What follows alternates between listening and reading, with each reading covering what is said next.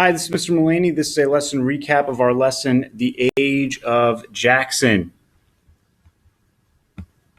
Just going to get that out of the way. All right, Andrew Jackson. He lost in 1824. The House of Representatives decided it in Adams' favor. But Adams, just like his father, Adams loses to the person who he defeated to win the presidency. So John Adams defeated Thomas Jefferson in 1796, loses to Thomas Jefferson 1800. John Quincy Adams defeats Andrew Jackson in 1824, loses to Andrew Jackson in 1828. He takes office as president in March 1829. Jacksonian democracy. This is a new kind of politics. First-time voters, states saying that the popular vote can elect the electors rather than the state legislatures. Patronage. It's called the spoils system by critics. It's called rotation in office by Jackson, but it's the official policy of the Jackson administration, where Jackson took all those federal officials. Some of them had been there since Washington. He said, "You're gone. We're putting in my people." And so he puts in his supporters into government positions. We watched a video about Jackson as far as dealing with the Cherokees, with the Indian Removal Act, with the Supreme Court case that we'll discuss in a minute. We also looked at the nullification crisis, and we're going to look at that in some slides here.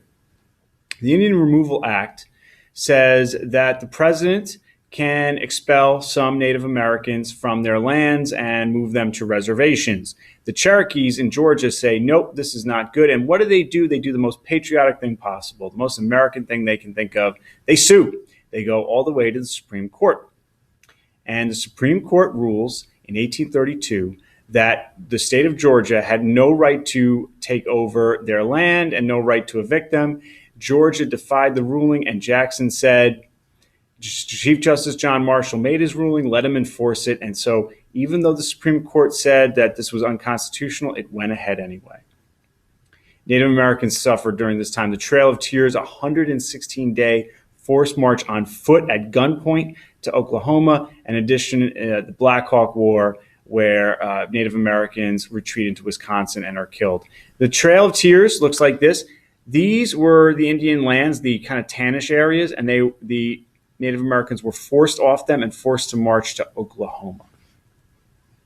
All right, then we get the tariff of 1828. It's a tariff designed to boost American manufacturing. It benefits the Northeast at the expense of Southern farmers who don't have the money to pay for the newly expensive goods.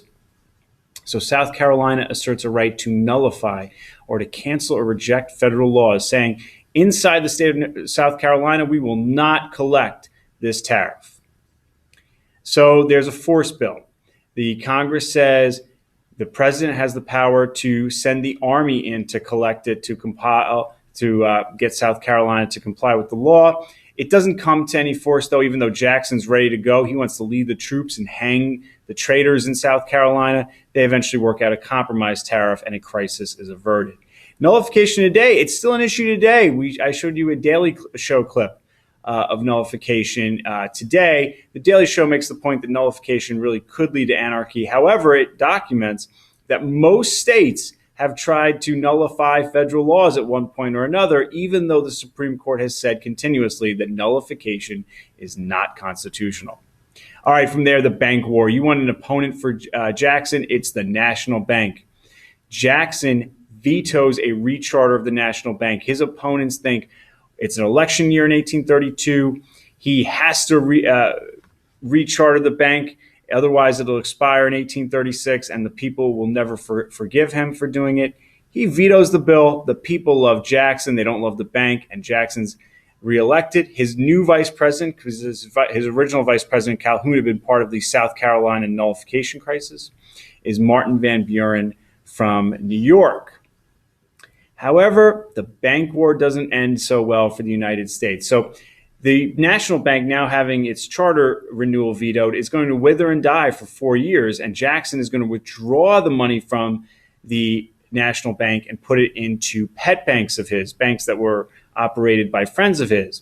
This leads to the Panic of 1837, puts the economy in a bad place, and Van Buren never recovers. And so what happens is in 1840, when he runs for re-election, he is defeated by William Henry Harrison, the hero of Tippecanoe, from one of the heroes of the War of 1812.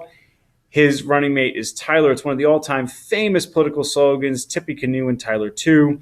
However, Harrison dies of pneumonia just 1 month into being in office, and so he is the first president to die in office, and Vice President John Tyler, a Southern Democrat, takes over the presidency. So that is a very, very brief introduction to the Jacksonian era. We will obviously learn lots more about that in class.